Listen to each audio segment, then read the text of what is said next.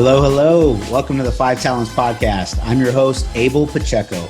I interview the top commercial real estate investors and industry experts so you can learn from their experiences. So if you're an investor, a high W-2 earner, or real estate or tech sales professional that wants to invest in real estate without having to manage properties or leave your day job, then this podcast is for you. Or if you're already investing in real estate, but you're doing it part-time and you want to become a full-time multifamily or full-time commercial real estate investor, this podcast is for you too. You're going to learn a ton. You will learn from real-life multifamily investors and other professionals in the industry. They're going to share their blueprints for success, and I'm super excited that you're here. So I hope you enjoy the show.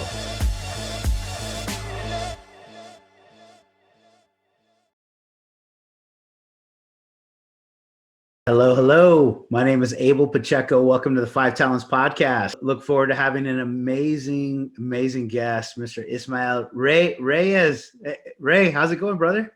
It's going great, man. Thanks for having me. Yeah, thank you very much. I sincerely appreciate your time and just giving back a little bit to the community. And I want to introduce you first, but I'm going to turn it over, to you to really get your full story. But for those that are listening, I just wanted to make sure they knew like why this is going to be a great interview. Ray has been, you've been actively investing in real estate since 2005. I know you had to focus on, multifamily just recently in the last 4 years. So 2016 to today. So it's last 4 years, but you really have done a number of projects. I think a total of 7 total deals or properties, 382 units, $24 million worth of real estate as both as an active participant and a limited partner passive investor. So that's exactly what, a lot of our audience is, a lot of passive investors and first time, second time, third time general partners. So I think you're gonna be an amazing.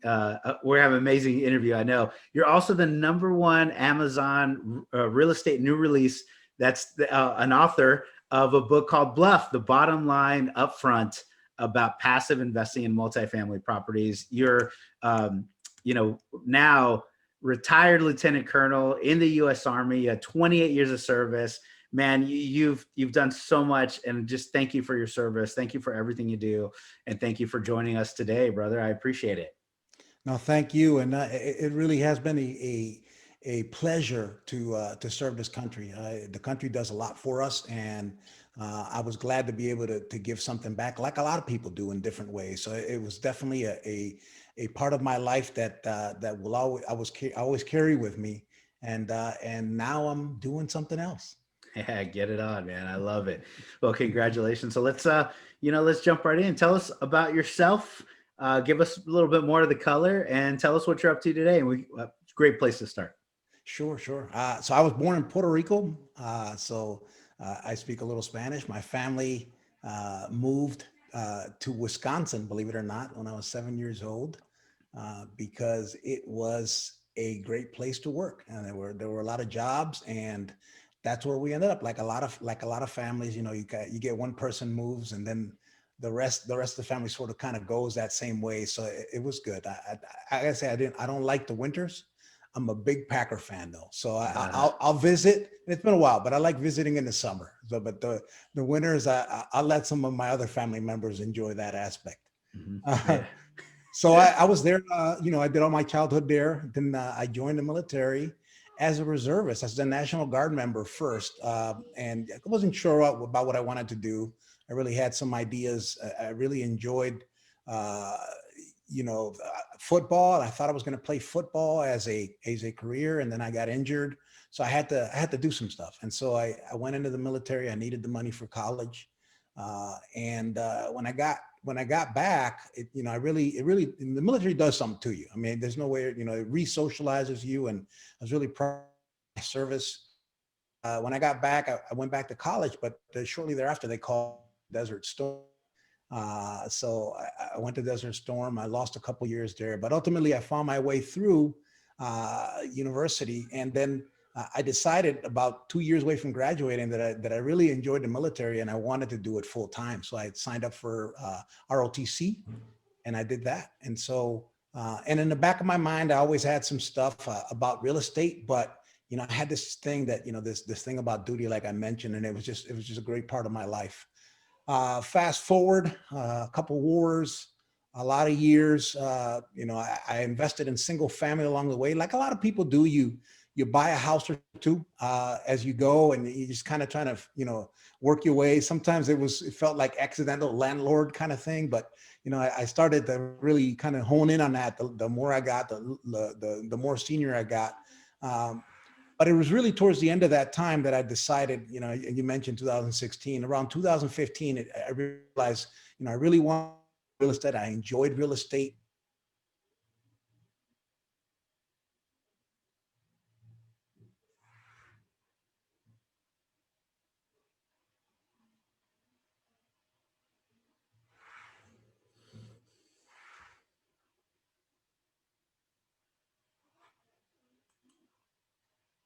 These years, right? And so that's kind of where I kind of moved into the multifamily side. You broke up, but we'll edit this part out. I think shoot, I forgot the last thing you said, but you broke up for like 15, 20 seconds. Oh, son. Okay. All right. But what we'll do is just we'll kind of start, from right here. Maybe repeat the last thing you said, and then I'll edit the best we can. So right around towards the tail end of my career, even though I'd been investing in single family, it was really clear to me at that point that in order to really move forward with this business, and I wanted to do it as a business, not just a passive investment, I needed to scale, and I needed to scale, and the only way to do that is through multifamily and other commercial aspects. Yeah, absolutely. What a mindset. I think we all, most of us that are in multifamily kind of come to this realization at some point or another. And it's like, the light bulbs would go off and then you're headed down the path. Right. So what a story and a background. And again, just thank you for your service and thank you for everything you've done for the country. And now you're retired officially. It's a long career, successful one. The title of Lieutenant Colonel, I would imagine does not come easy either. You've had a lot of sacrifice, a lot of work, a lot of, just dutiful service, in there, man. So that's amazing. So maybe even on this, I want to talk real estate, obviously, but before, what are some of the things that you've taken from that 28-year, track record, the 28 years? What are the things that you've really taken and say these absolutely still 100% apply to everything that I'm doing today? Yeah, great question. There's a couple of things there. I would say that the first and foremost is teamwork, and because the military, obviously, you're working towards a goal together. It's not a self-fulfilling goal. It's a selfless effort. But either way, you have a mission, and the only way you can accomplish that mission is by working together. And so I think that's a key. And a lot of times, can sometimes get credit for the work of their subordinates, but we cannot not recognize that. I mean, the only reason we're successful in our role within the military and what we have to do is because a lot of people were working together as a team. So get that. So I think teamwork is a big, and I think the second one is just the confidence, right? Because, and I said, military sort of it's a re-socializing process, but it really does provide sometimes that little oomph that an individual needs to take action. And so where a lot of times, I have, colleagues that, could certainly invest.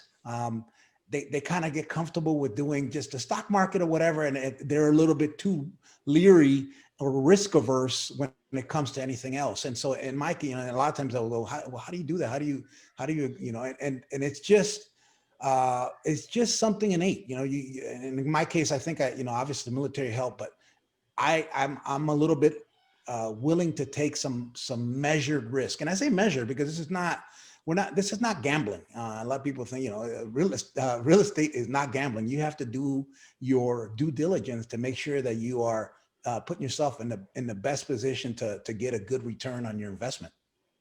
Yeah, I like those points. I wrote down teamwork, confidence, and measured risk. And you're I would imagine, man, you've had some of those really life dependent efforts where your team, you're basing your life or is depending on your team. And so those are absolute there in your business, way more serious in service than it is about multifamily. But in multifamily, we've got all these dollars and money and everyone's investing. And so, heavily reliant on a team.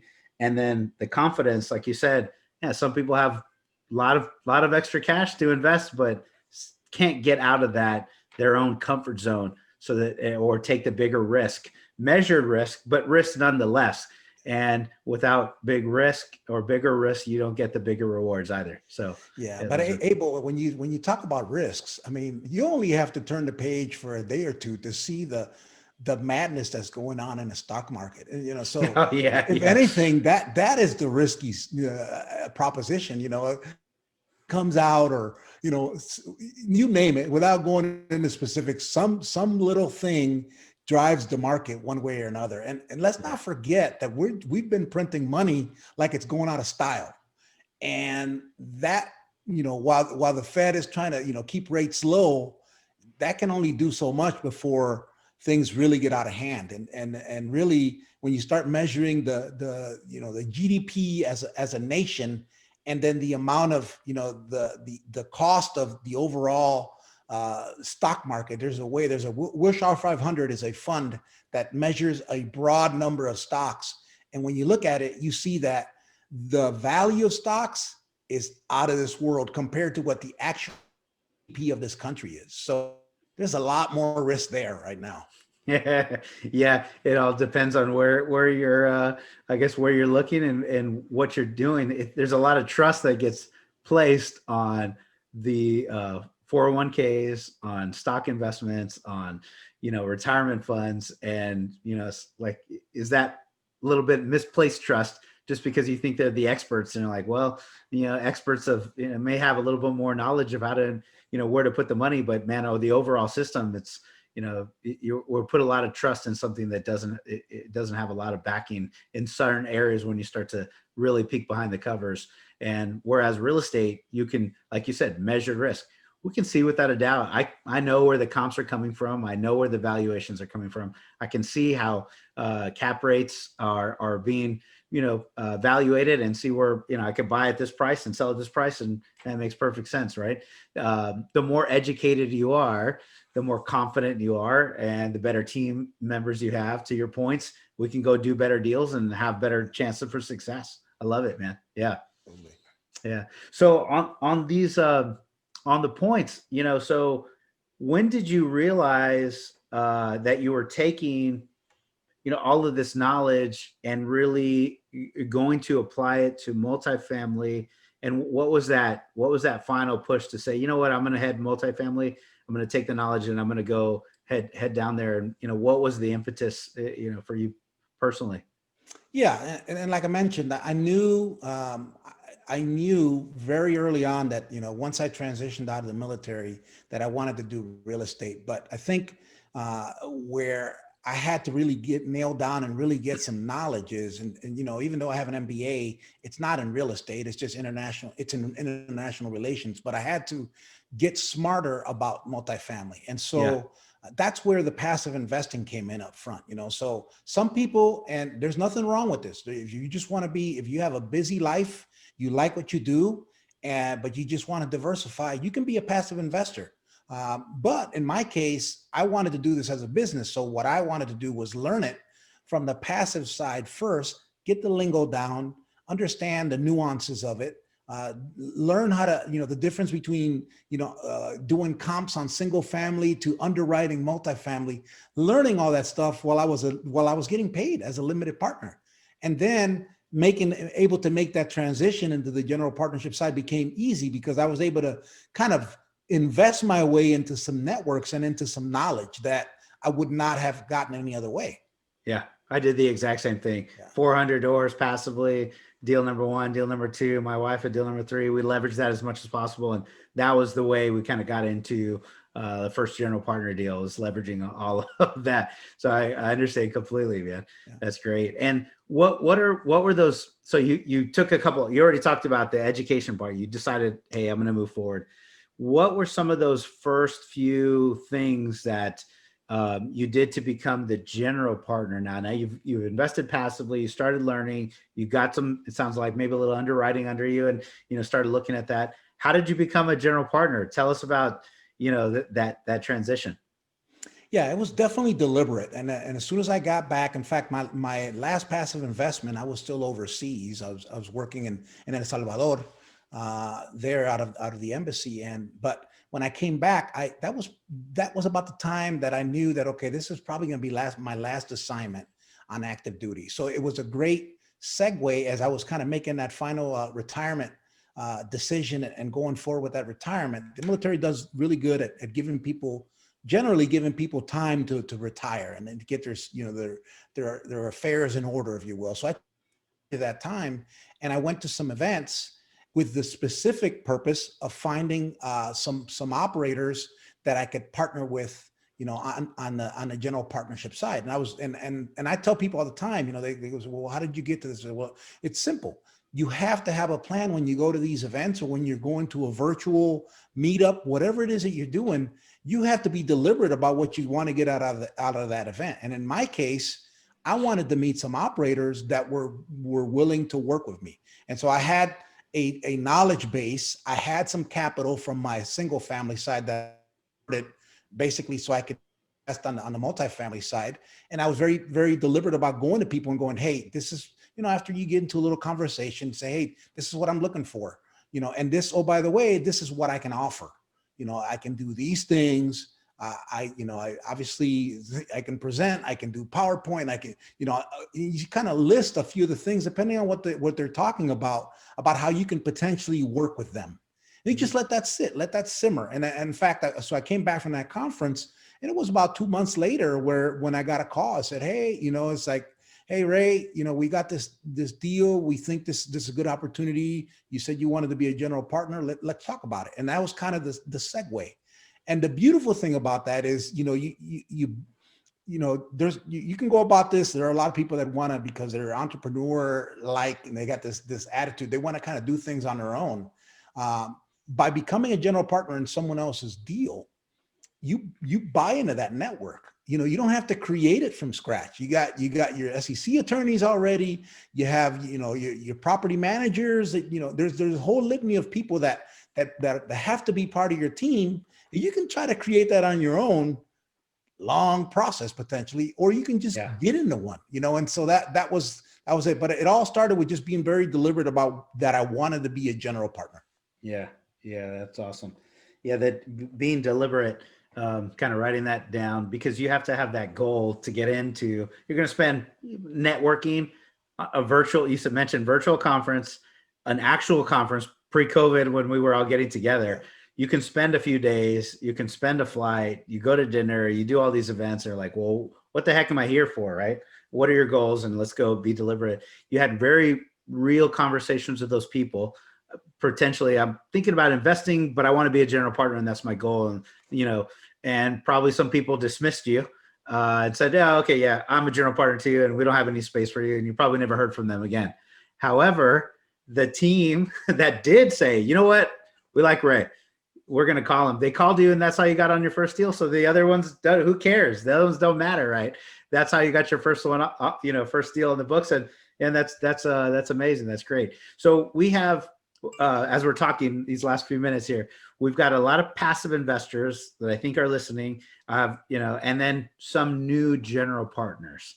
So people that are trying to get on their first and second, opportunity. And so this is really speaking to both, because if you want to be a passive investor, you have to know some operators, you have to know some general partners to get some looks on the deal. And then you want to be a GP. This is, Ismael gave a specific outlined steps that you can go follow. So how did you get to your second? How did it steamroll to your third?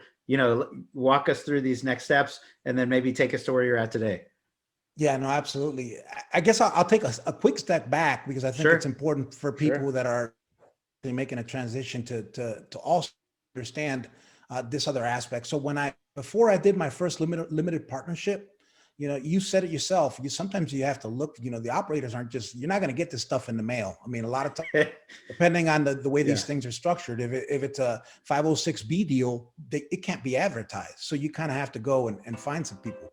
But what I did before I even started looking for operators is I went through a process of evaluating markets that I wanted to invest in. And so as a limited partner, there's two ways to do that. You can find an operator and go, where should I invest? You tell me. Or in my case, partly because I wanted to be a general partner someday, I did it opposite. I found markets that I was wanting to invest in. And then when I was looking for operators, it made it easy to find the operators that were working in the spaces that I was looking at. So it kind of narrowed the field. And so that just one step, as some people, because I mean, it's very easy to just go and find an operator and they take you wherever they take you, but you can also do it the other way. Whereas, you let the market take you and then you find the operators. Very deliberate, like you said, man. Yeah, so absolutely. So going back forward to going into my second deal, the one thing that I would say is that was a little bit tough in that aspect, because you go through a process, you get in that first deal. The second deal took a while to get there. And I think that was the frustrating part. I mean, because people forget this, and you talk about COVID now, people were thinking, that we were going to hit a recession a while ago. This is a 10-year bull run that we just left. Yeah. And, for people to go, oh my God, COVID, that's the reason we're struggling. That may have been the black swan that got us to this recession, but it was coming. And so partly not finding the deal could have been that. It's just that we were very deliberate about, and specific about the type of deals that we were willing to, and we didn't budge from that criteria.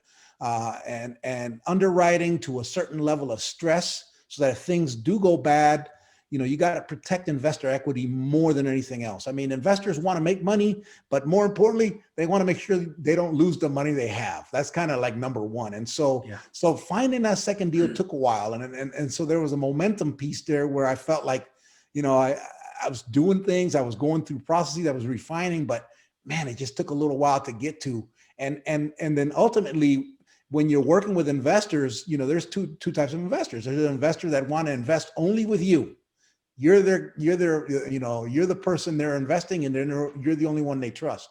And then there are investors that are a little bit more not lax. They have a little bit more, they're broader viewed, and they're looking for deals. And if you don't have a deal for them, they're going to find someone who does. And so we had some people that were very excited about going into a second deal, and I had nothing to offer them. So that was a little bit tough. I think that was the most frustrating part. Once we got that other deal and we were able to, get that momentum, and we started kind of, at least the partners that I'm working with now, we were able to kind of generate some additional momentum. And now we're kind of like, right before we get done with one deal, we've got at least one or two that are in the hopper with this team.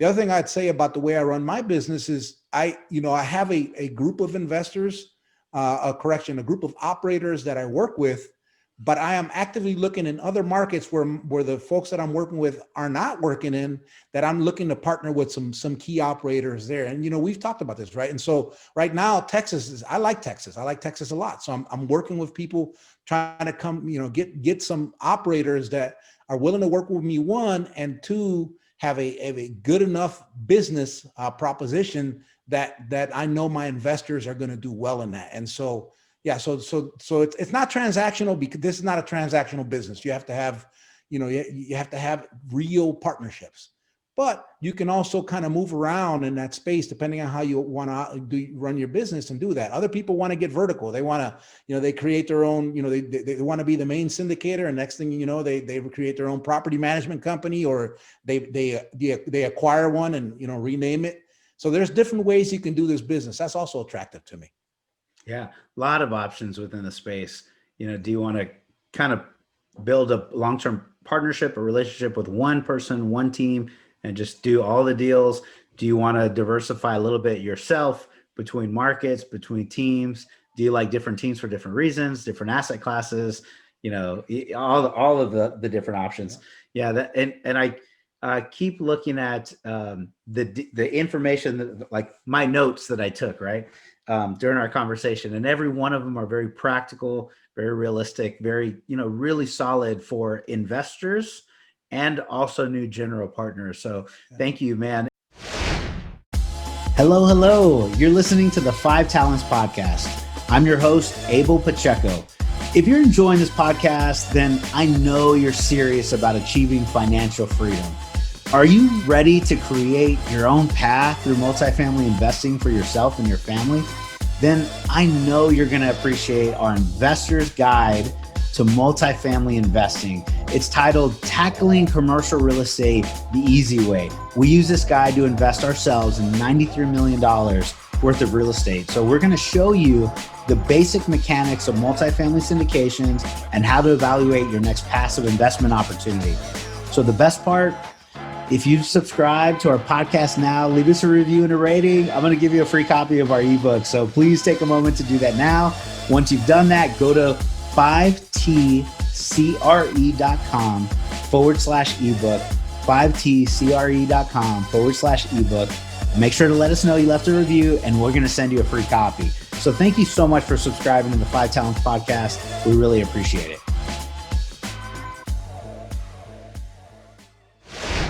And before you go, Ray, I'd love to talk about your book.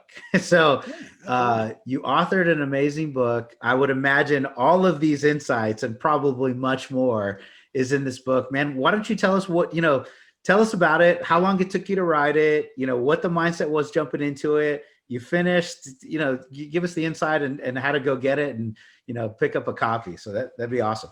Excellent. Yeah. So no, my pleasure. And so I guess it starts with bluff. A lot of people are like, what the heck is bluff? Some people know it, some people don't. But in the military, bluff is a very specific term that is used when you're dealing with senior senior officers, because just like in the real world, in corporate America, people are busy, and so you have to give people your superiors the bottom line up front on topics. And then if they have questions, they can ask it. But, a lot of times it's almost like an elevator pitch. And so that was kind of and obviously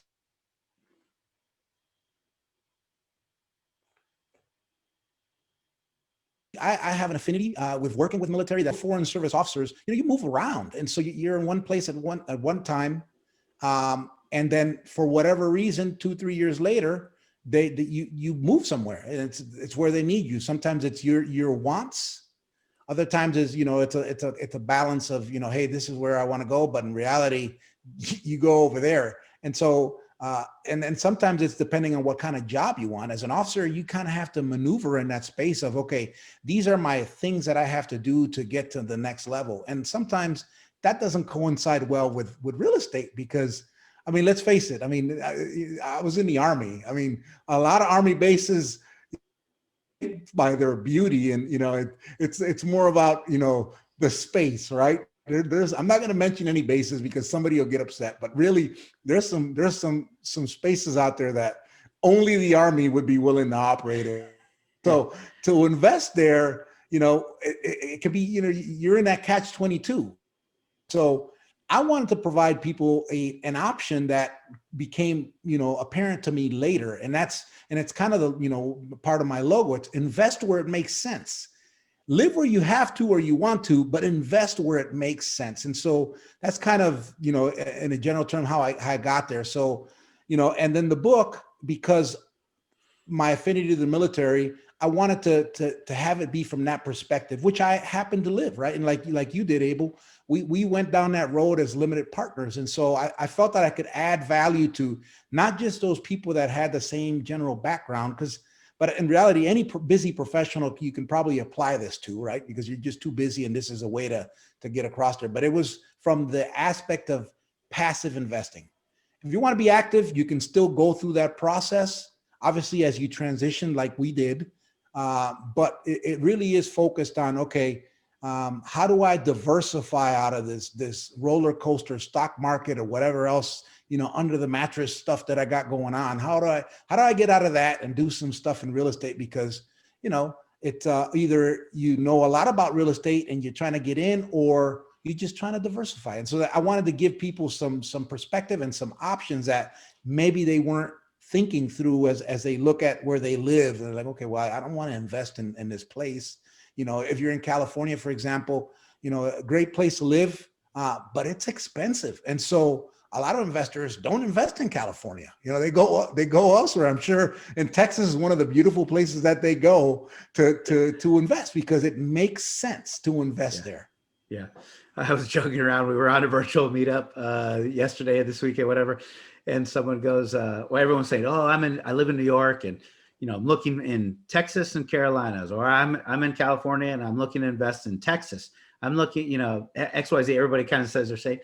And I go, oh yeah, I'm in Texas and I'm investing in New York and LA and Boston. And everyone, like, for a minute was like, you serious? No, I'm just joking. I'm in Texas. I invest in Texas, man.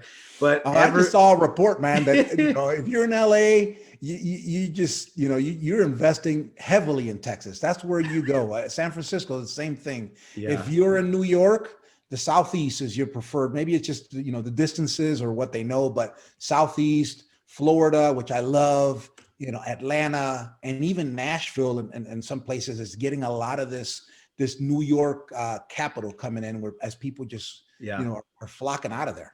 For the listeners and for those that are on right now, there's a website called howmoneywalks.com, howmoneywalks.com.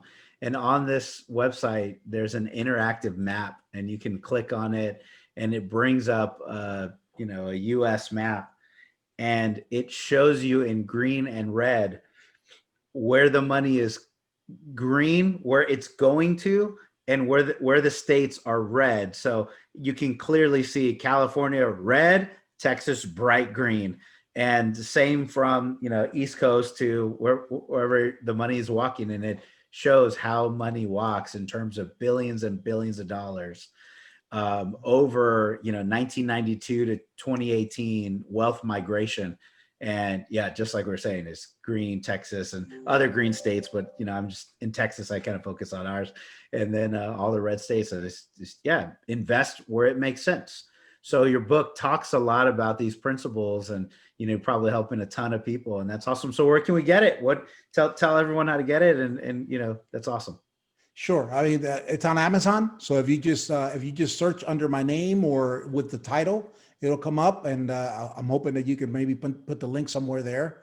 I want to hear feedback. I mean, a lot of people are reading it, and I'm getting some informal feedback, but I to see more of that formal feedback, because I think when people read a book, the first thing, or are browsing through books, the first thing they see is how many people have read it, how many people have have given it a rating, and I just hope that that people don't not read the book or get the book, because it's still going through that process of maturing and getting the additional rating. So if you have read it, please go on there and give your honest opinion of the book. And so far it's been great. I mean, I had one individual wrote, "Bluff has no fluff," and that's the point, right? It's the bottom line up front about how to do it. It's not about here's what Ray is, and as I went through all my childhood, and it's not so much about that. It's about how to go from point A to point D acquisition, or and even beyond acquisition. That's it. That's the process. Yeah, I love it. That's awesome. I hope that you do the same as Ismael. Is it Ismael Rey Reyes? When I search for it, or I do a Rey Reyes, or I think that the Rey is my nickname. Yeah. But I think it's under Ismael Reyes. Okay, Ismael Reyes. And it bottom line up front on Amazon, Bluff. And we will put the links, in our show notes and that type of thing. So yeah, that's great, man. We look forward to going and check it out and support the cause. And as Ray mentioned, man, put your reviews, give them the feedback, good or bad. I have a feeling it's going to be all good based on knowing him. And so I'm excited for you, man. While we're on the topic, where can, our investors, people that are, want to partner with you, people that are looking to get in your world, hopefully brokers, send them a couple of deals.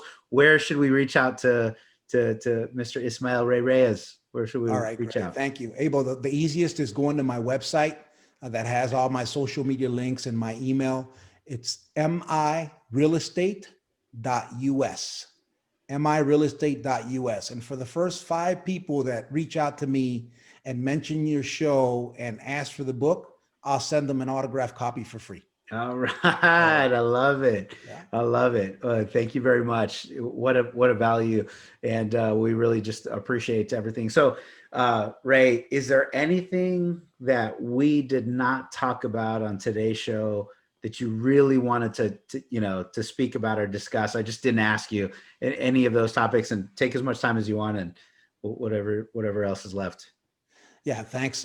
So I would say that the biggest thing, and I always like to harp on this and I mentioned it because some people may be a little bit, nervous about doing something different. Get educated and take action. A lot of people do a lot of education. They read a lot of books. There's a lot of great books out there, not just mine, there's others, but they never take action. And so years down the road, they're wondering, what happened and how did I get here or what did I do wrong? A lot of times it's just taking that step. Every long journey starts with that first step. And a lot of people, they just, and we like to talk about this, in military terminology. So a lot of people do a lot of mark timing. They're doing a lot of movement, but they're just marching in place. They never get anywhere. And so this business is about action. And if you invest with the right people, it's not going to be, completely all the time rosy. There's going to be some bumps in the road, but it could be a little bit curvy, but you're not going to end up where you are. Certainly if you don't take action, you're going to stay where you are. And obviously the people that are listening to this show, they have some visions about and some goals to develop themselves and create general wealth for their families. And so I think that's the message. You got to take action. And if I can help you with that, I'd love to do so. Abel, you obviously can help people with that. And so hopefully people listen to this show and it spurs them forward. Yeah. Great nuggets, man. I am going to ask you a few more questions before you go there. Yeah, absolutely. So the time and effort and energy that it took to write a book, I am now understanding this because I finally put out an ebook, and I'm actually writing like my initial story. Probably won't be ready till like next year-ish. And I've been working on it for like 6 or 9 months. That action applies to things like writing a book also. Did you ever think you were going to write a book, man?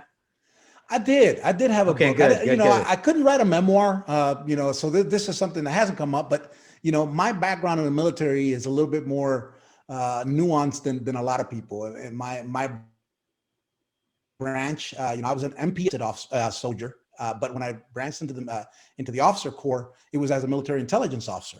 Mm-hmm. And so it's not the kind of thing that you go out there and you're just blasting away on social media about what you do. It's certainly, you can't tell a bunch of stories about what you did. If I went to training, it's not the kind of stuff that I can put on a uniform. So it's a little bit different that way. But yeah, no, I don't know. I mean, so the way I wrote the book, and because a lot of people ask me, well, how do you do it? How do you get there? Yeah. So I started out with just blogs, and I just wrote, okay, I had some topics that I wanted to cover, and they're on my website. And I took those topics and I wrote enough of them that I was able to kind of put them in place to kind of have the skeleton of a book. And then I just had to fill in around it a little bit, right? And then more than a little bit, but fill in around it. As far as timing goes, I think you're about right. I started last summer, and I wanted to get it out right around January, February. That was my timing. And then when COVID hits, I wanted to hold back the book because I wanted to make some edits, and I wanted to make sure we covered some of the topics that were important, that are relevant now. And so, and I've said this, the recession, we knew it was coming. It was just a matter of time, but I still wanted to cover some of those things in the book. So I purposely held back on that. I made my edits, and then it took me probably another 4 months or so till about August when I was able to get that published. Yeah, I love it, man. That's so awesome. I like the way you did that. You kind of put it together. You started on your skeleton, you started writing, and then you kind of fill in around it. Yeah. I heard, I think it was like Vinny Chopra last weekend at the Raising Money Summit from Adam Adams, and he was talking about how he wrote 3 books, and one of them was what you mentioned. He did it like through a podcast or recordings, but he covered one subject or one topic for like a month and made a small one, same topic, and then moved on to a second topic for the next month and recorded 3 minutes, 5 minutes, 3 minutes, 5 minutes, and then had somebody help him transcribe, and then editors and all that stuff. And, just chip away at it, right? Just chip away. Yeah, you backwards plan it from where you want to get to, and then you just have to chunk pieces so that you don't feel like you're not making progress. It's like anything else. If you just think about the end goal, it can be a little bit, frustrating if you're not making enough progress. But if you just break out that big goal into smaller, bite-sized goals, then you can get there. You can one step at a time, just like any long journey. So many similarities. I don't know why I'm just seeing it now, literally on our podcast interview. I'm like, that's like our multifamily real estate investing journey, my friend. I mean, this is the goal. This is how I want to get there. Let's just take small actions, put in your structure, build your team, figure out your investors for the market. And now I'm seeing why so many of our guests are like, oh, author of this book, author of that one. It's like, it's the same principle if you want to undertake it. So that's awesome, man. Well, Ray, I sincerely appreciate all your time. I want to try to give some back to you, and thank you very much for just graciously providing some free copies to those first 5. You got to be the first 5. You got to get on it. I would act now. Act in the small things, and then it'll lead to the bigger things. So reach out to Ray. And then, man, thank you very much. Again, my name is Abel Pacheco, your host for the 5Talents podcast. If you heard something you like, please give us a rating, a 5-star review. Same principle. If you want to go, get our passive investing book, go to 5tcre.com/ebook, and we'll download something there for you. And Ray, thank you very much for your time, brother. My pleasure, Abel. You take care of yourself. Looking forward to partnering. Yeah, look forward to it. Talk to you soon. All right. Thank you for listening to this episode of the 5Talents podcast with your host, myself, Abel Pacheco. Each week, we're going to bring you interviews from industry experts and commercial real estate investors who follow their dreams and achieve massive success. Before you leave, let me ask you a few questions. Did you enjoy this episode? Did you learn something valuable? Was your mind stretched to what's possible and what you can achieve? Do you want other experts just like the one you heard today? If you answered yes to any or all of those questions, then please take a moment to subscribe to the 5Talents podcast, give us a 5-star rating, and most importantly, leave us a written review. Tell us what you liked. Tell us your favorite guest. Give us any feedback. I'm excited to learn and improve so you can get a more valuable show. So thank you again for subscribing to the 5Talents podcast.